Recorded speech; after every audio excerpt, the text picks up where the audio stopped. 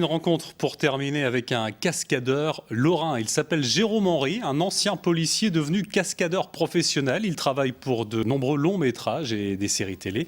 Sa spécialité, la torche humaine. Rencontre que nous propose ce soir Florence Grandron et Benoît Bourg. Cet homme reste rarement dans son fauteuil. D'habitude, il saute, il fait des chutes de plusieurs étages ou il se laisse percuter par une voiture. Vous l'aurez compris, Jérôme Henry est un cascadeur spécialiste des cascades physiques. Sous les costumes de cinéma, il s'équipe. Protection dorsale, protège-coude, chaque cascade est minutieusement préparée. Le matériel est réadapté à chaque fois. L'équipement, il le fait venir de boutiques spécialisées en Amérique ou alors il le confectionne lui-même. On la met comme ceci sur le corps et là j'avais mis des poches de sang. Et elle servait donc à me protéger des coups de baïonnette. J'étais un soldat prussien et les coups de baïonnette arrivaient donc dans les poches de sang et on voyait le sang, bon, forcément, qui saignait. Voilà, ça c'était la première protection, ce que j'appelle première protection bidouille de mon premier film en 1989. Voilà. Et aujourd'hui, je l'utilise encore. Au début, il était policier à Paris.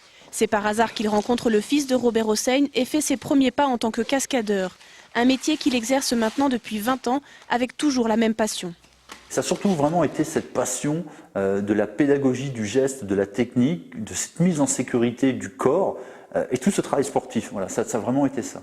Hein, allier le risque à l'image et à tout ce que ça induit en termes de prise de conscience du risque. Ça, c'est intéressant. Spécialiste des torches humaines, il a aussi travaillé avec des chevaux sur des spectacles pour les enflammer avec leurs cavaliers. Il aime le contact avec ces animaux et pense déjà à d'autres projets. Il voudrait réaliser un son et lumière avec cascades et effets spéciaux.